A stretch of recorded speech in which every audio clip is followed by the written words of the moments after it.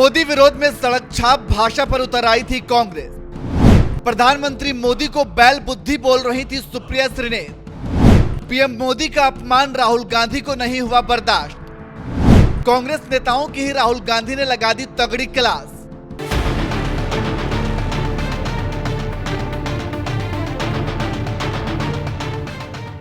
देश के प्रधानमंत्री नरेंद्र मोदी से कांग्रेस की नफरत कोई नई बात नहीं है। नीच, मौत का सौदागर, भस्मासुर, रावण, नालायक, मोदी तेरी कब्र खुदेगी, न जाने क्या क्या गालियां दी गईं। और अब 99 सीटों पर सिमटी कांग्रेस के नेताओं ने पिछले कुछ दिनों से पीएम मोदी को बैल बुद्धि बोलना शुरू कर दिया है। और कोई छुटभइये कांग्रेसी नेता नहीं, पीएम मोदी को बैल बुद्धि बोलने वालों में सुप्रिया श्रीनेत और रागिनी नायक जैसी राष्ट्रीय स्तर की प्रवक्ता शामिल हैं, जो सोशल मीडिया पर पीएम मोदी के खिलाफ बैल बुद्धि अभियान चला रही थी। लेकिन लगता है कि अब वो ऐसी हरकत नहीं कर पाएंगी, क्योंकि उनके अपने ही जन नायक राहुल गांधी ने ऐसी घटिया भाषा बोलने वाले कांग्रेस नेताओं को जबरदस्त लताड़ लगाई है।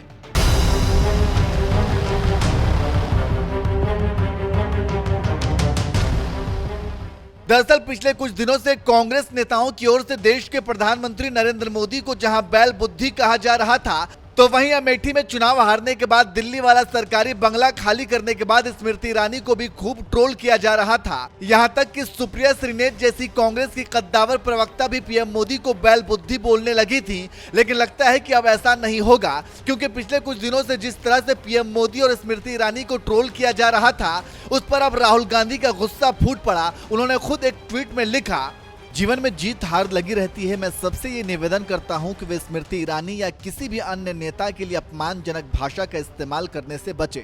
लोगों का अपमान करना हिम्मत नहीं बल्कि कमजोरी की निशानी है। राहुल गांधी ने यह ट्वीट तो स्मृति ईरानी के लिए किया था, लेकिन इसी के साथ उन्होंने ये बात भी कही कि स्मृति ईरानी ही नहीं, किसी भी नेता के खिलाफ अपमानजनक भाषा का इस्तेमाल नहीं करना चाहिए। राहुल गांधी की यह नसीहत कहीं न कहीं सुप्रिया श्रीनेत जैसी कांग्रेस नेताओं को भी है, जो पिछले कुछ दिनों से देश के प्रधानमंत्री नरेंद्र मोदी को बैल बुद्धि बोलने में लगी हुई हैं। राहुल गांधी की यह नसीहत रागिनी नायक जैसी कांग्रेस प्रवक्ता को भी है, जो मोदी सरकार की नीतियों पर आलोचना करने के बजाय उनके बाल निहारते हुए तंज मारती हैं कि अब यह अफवाह कौन उड़ा रहा है कि असली विकास यहाँ हुआ है। बात सुप्रिया श्रीनेत और रागिनी नायक तक ही सीमित नहीं है। ऐसे कई कांग्रेसी नेता हैं जो दिन रात पीएम मोदी के खिलाफ अमर्यादित बयान देते रहे हैं। ऐसे में सबसे बड़ा सवाल यही है कि राहुल गांधी की नसीहत पर सुप्रिया श्रीनेत, रागिनी नायक जैसी नेता अमल करेंगी और अपने जन नायक राहुल गांधी की बात का ख्याल रखते हुए देश के प्रधानमंत्री के खिलाफ अमर्यादित टिप्पणी करने से बाज आएंगी। अपनी राय हमें कमेंट कर जरूर बताएं। और साथ ही कांग्रेस नेताओं ने पीएम मोदी को अब तक क्या क्या अनाप शनाप बोला है, खुद पीएम मोदी की जुबानी आपको सुनाते हैं। नाली का कीड़ा कहा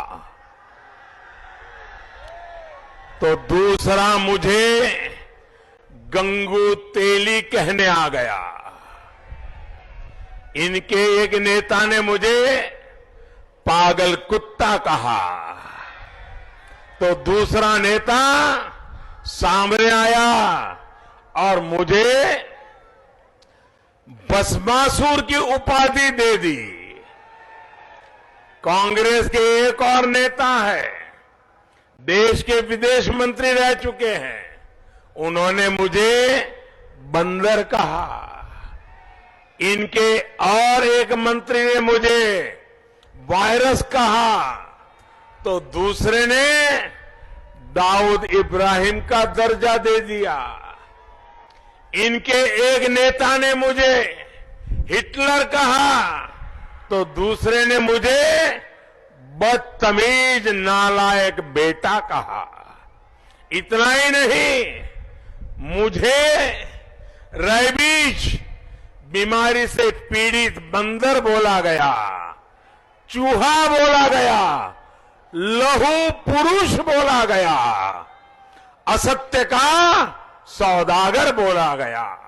साथियों, कांग्रेस के नेताओं ने मुझे रावण, सांप, बिच्छू, गंदा आदमी, जहर बोले वाला तक बोला। साथियों, कांग्रेस हर उस व्यक्ति से नफरत करती है जो सामान्य मानवी की बात करता है, जो उनके भ्रष्टाचार को सामने लाता है, जो उनकी स्वार्थ भरी राजनीति पर प्रहार करता है।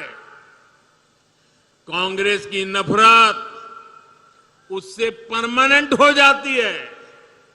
अभी इस चुनाव में भी कांग्रेस ने फिर से मुझे गालियां देने का काम शुरू कर दिया है। मैंने देखा किसी ने उन गालियों की लिस्ट बनाई है और वो गालियों की लिस्ट मुझे दी है। अब तक मुझे ये कांग्रेस के लोगों ने 91 टाइम अलग अलग गालियां दी है। अरे कांग्रेस ने ये गालियों की डिक्शनरी में टाइम खराब करने के बजाय अगर इतनी मेहनत उन्होंने गुड गवर्नेंस के लिए की होती, कांग्रेस कार्यकर्ताओं का उत्साह बढ़ाने के लिए किया होता, तो आज कांग्रेस की ऐसी दुर्दशा न होती, ऐसी दयनीय स्थिति नहीं आती। लेकिन साथियों, जो भी गरीब के लिए काम करता है, जो देश के लिए काम करता है, उसे अपमानित करना ये कांग्रेस का इतिहास है। मैं अकेला नहीं हूं जिस पर इस तरह के हमले किए गए। आपको मालूम है, पिछले चुनाव में चौकीदार चोर चलाया, फिर आगे बढ़ गए मोदी चोर चलाया, फिर पूरा ओबीसी समाज चोर है चलाया, और अभी तो चुनाव की शुरुआत हुई कर्नाटका में, और मेरे लिंगायत भाइयों बहनों को भी चोर कहने की हिम्मत कर दी। कांग्रेस के लोग कान खोल करके सुन ले, आपने जब जब जिसको गाली दी है, उन्होंने आपको ऐसी सजा दी है, ऐसी सजा दी है, आप दोबारा खड़े नहीं हो पाए हैं। इस बार कर्नाटका में भी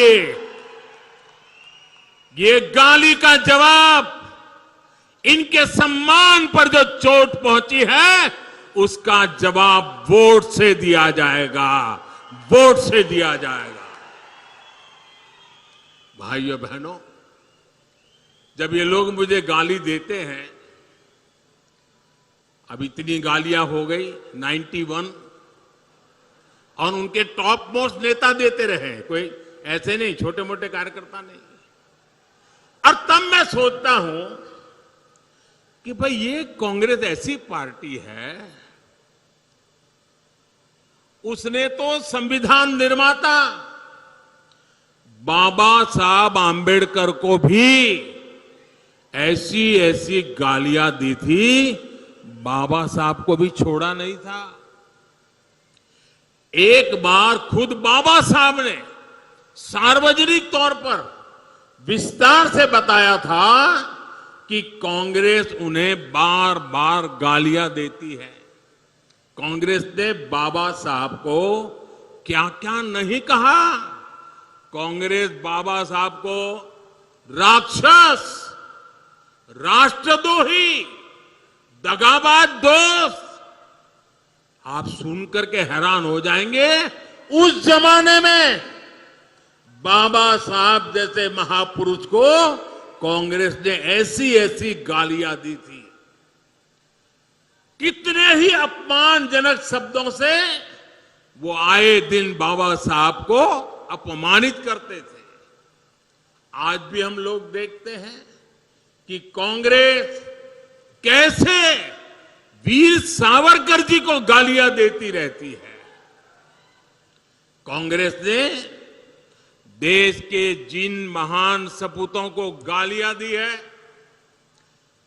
बड़े से बड़े महापुरुष उनकी गालियों के शिकार हुए हैं। और जब ये सब मैं देखता हूं तो मुझे लगता है चलिए कांग्रेस भी मुझे इतना उन लोगों की तरह सम्मान देती है जो उन्होंने बाबा साहब आंबेडकर को दिया, जो उन्होंने वीर सावरकर को दिया, वैसी ही गालियां मोदी को दे रहे हैं। अब बाबा साहब वीर सावरकर की तरह अगर वो मोदी को गाली देते हैं तो मैं तो इसे उपहार मानता हूं, और कांग्रेस गाली देने में समय बर्बाद करती रहेगी। मैं जनता जनार्दन की सेवा में अपने आप को खपाता रहूंगा।